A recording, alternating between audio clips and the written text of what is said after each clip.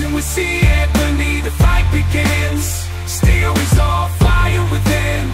Every jab, every hook, every thunderous blow. The dances with destiny, a relentless flow.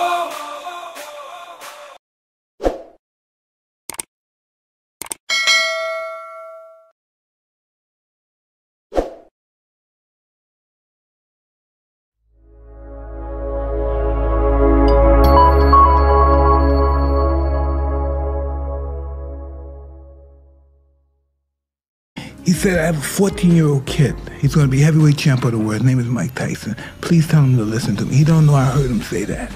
I was listening. Every time he talks on the phone, he's talking to very important people sometimes. Norman Mailer, all the Bud Schurberg, all these great writers and stuff. So I'm always on the side to hear what he's talking about and stuff. He said the young black, he's 15 or something, he's going to be champ of the world. Tell him to listen to me. So he called me and I acted like I didn't know. Duh. So I was on the phone, and I'm on the phone, I'm crying. And he was saying, but I said, when I get big, I'm gonna get him for you. I'm gonna revenge you. I'm gonna restore your honor. Welcome to the channel. You're now watching C. Anthony Ring Kings. Today's feature, I am Mike Tyson. Michael Gerard Tyson, born June 30th, 1966. Competed from 1985 to 2005. Nickname, I am Mike. In his early career, he was called Kid Dynamite. In his later years, known as the baddest man on the planet. He was undisputed heavyweight champ from 1987 to 1990. He won his first 19 professional fights by knockout, 12 in the first round. He stands 5'10" with a 71-inch reach. His record, 50 wins, 6 losses, and 44 knockouts. Tyson won his first belt at the age of 20. He holds the record for the youngest boxer ever to win the heavyweight title. Michael grew up in the Brownsville section of Brooklyn. In 2020, on a podcast called Impulsive, Tyson said he had been arrested 40 times by the age of 12. He lived a life of crime, from snatching jewelry to picking pockets. He did it all. And I got locked up, became a criminal. I'm knocking people out, taking their money. So, listen, I'm fighting men. I'm 12 years old, I'm 11 years old. I'm fighting men, I'm fucking up men, 20 years old. Mm-hmm. So, I become the knockout guy. I'm knocking out guys and we're going in their pockets. And so my whole life has been violent, and I'm not a violent person. Yeah. His mother was always there for him. She would rush to the police station to pick him up as soon as he made the call. His mother, Lorna Smith, passed away when he was 16. Around this time, his friendship with Cus D'Amato started to grow. D'Amato became his mentor and his trainer. Ring Kings, Mike Tyson, Episode 1. He moved in with Cus D'Amato, who became like a father figure to him. Cus D'Amato was a legendary trainer who saw something special in Mike Tyson. Mike was young, eager, and hungry to become champion. He won numerous medals, state and national championships. As an amateur, he had a record of 24-3. He turned professional in 1985. Tyson was agile, quick, with tremendous power. D'Amato taught him the peekaboo style, hands up around the jaw, bobbing and weaving side to side. Teddy Atlas was brought in to develop Mike Tyson, but D'Amato later replaced him with Kevin Rooney. During this time, he became more explosive. His defense sharpened up, and his head movement made him hard to hit. I can say honestly, I have a very deep affection for him, I do. To me, he's my boy, he's with me. I often say to him, you know, I owe you a lot, and he doesn't know what I mean, but I'm going to tell him now what I mean. If he weren't here, I probably wouldn't be alive today. The fact that he is here and doing what he's doing, and doing as well as he's doing, and improving as he has, gives me the motivation and interest to stay alive. He could duck, slip, and deliver quick counterpunches with devastating power. Cus D'Amato was born in 1908 and passed away in 1985. But Kevin Rooney continued to sharpen the peekaboo style. Tyson had become the new kid on the block, feared and revered at the same time. Tyson was breaking his opponents down in tremendous fashion, collecting belt after belt. He won the WBA, the WBC, and the IBF title. June 27, 1988, Mike would face another undefeated champion who held the Ring Magazine Championship. He was undisputed light heavyweight champion from 1983 to 1985 and lineal heavyweight champion at the time. Talking about Michael Spinks, the brother of Leon Spinks and the uncle of Corey Spinks. This was the only fight that I rooted against Mike Tyson. Tyson vs. Spinks grossed $70 million, which was the highest payout seen in history at the time.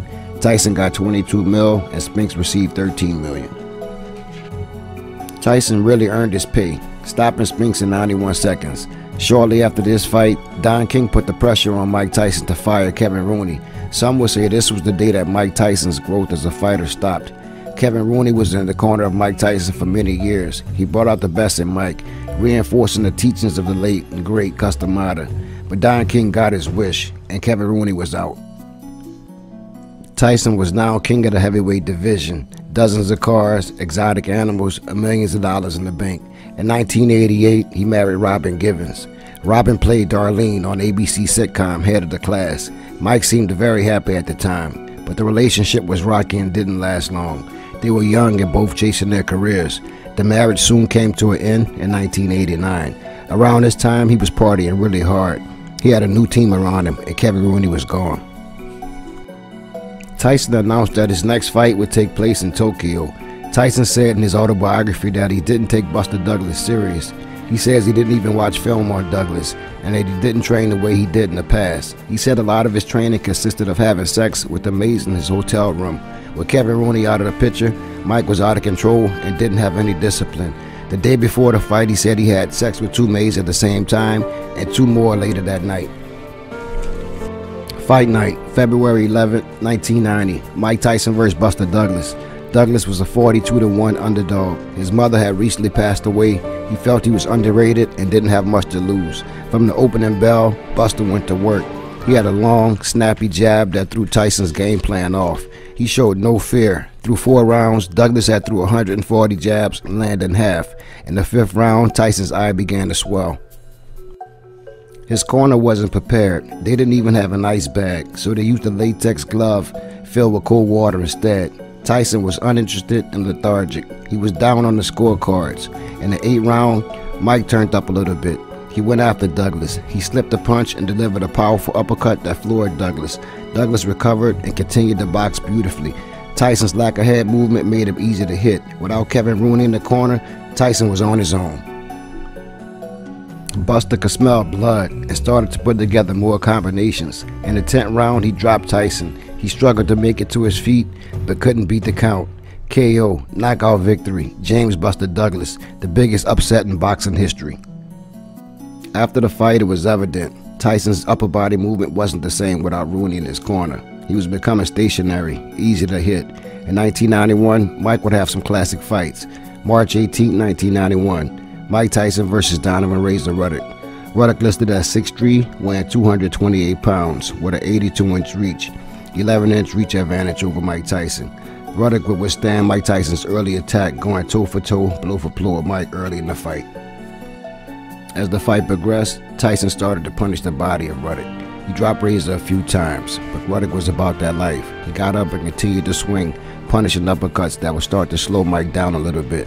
Ruddock came to fight. After going back and forth swinging haymakers, Tyson's flurry had Razor off balance as he went back to the ropes.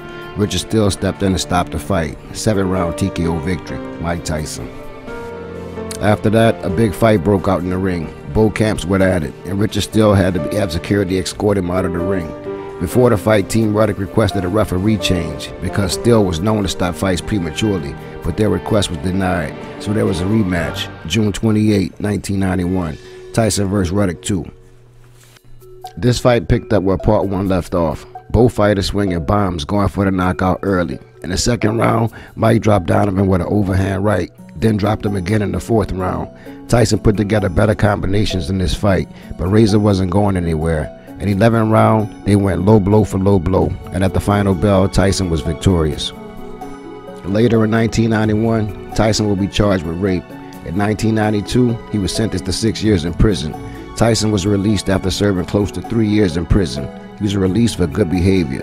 In a DJ Vlad interview, Tyson said he had to have sex with a prison counselor to get early release. When he got out, his celebrity status grew more and more. Around this time, he was real good friends with Madonna, and he had become real close friends with the late, great Tupac Shakur.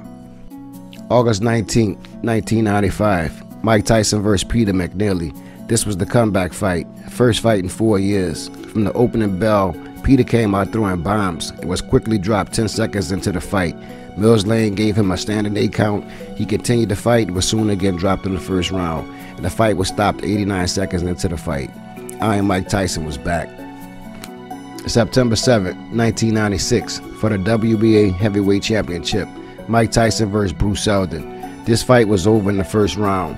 Richard still stepped in and stopped the fight. TKO victory, lasting only 1 minute 49 seconds. Hours after this fight, Tupac Shakur would get gunned down on Las Vegas Strip. He passed away 6 days later, right before his classic release, the album titled Machiavelli. Mike Tyson had lost a close friend and was devastated.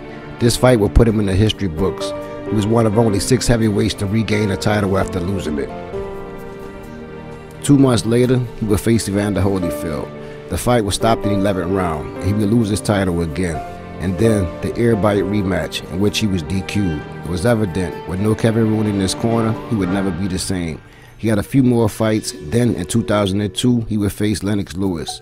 Lennox turned down $13 million to fight Tyson in 1996, but felt now was the time. Lennox was victorious in this match. Tyson goes down as one of the greatest of all times. That's why I chose him first for this Ring King series. As of today, he continues to be a part of pop culture. In 2014, on Adult Swim, they aired this cartoon called Mike Tyson Mysteries. In 2015, Mike appeared on the track on Madonna's Rebel Heart album. In 1986 and 88, he was Ring Magazine's Fighter of the Year. He has an 88% knockout ratio. Boxing Rec currently ranks Mike Tyson as number 13 among the greatest heavyweights of all time. On June 12, 2011, Mike Tyson was inducted into the International Boxing Hall of Fame, along with Julio Cesar Chavez and actor/screenwriter Sylvester Stallone. In 2020, CBS Sports boxing expert Brian Campbell ranked Tyson 7th among heavyweights in the last 50 years. At the age of 55, he continues to thrive. You can catch him on Hot Boxing with Mike Tyson, hanging with your favorite boxers and celebrities. Sit back and enjoy the highlights. Thanks for watching. Mike Tyson, Ring Kings, Episode 1. Impossible is nothing to somebody that tries. Everything that someone said was impossible has happened. One of the greatest conquerors that ever lived were farmers. You know, farmers, sheep herders. I learned greatness was the willingness to die.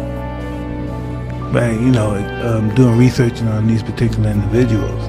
And that's what they were willing to do for greatness. Alexander the Great was 32 and he conquered the known world. Who you were right now, you'd be really limited. Because life is about change. You're going to be then 5 years from now, you'll be a different person, won't be this person. It's very difficult when times change to change with the times. Right. And you have to be conscious of that. And the times is not the people around you. The time is the development and time you have left on this planet that you have to develop who you are.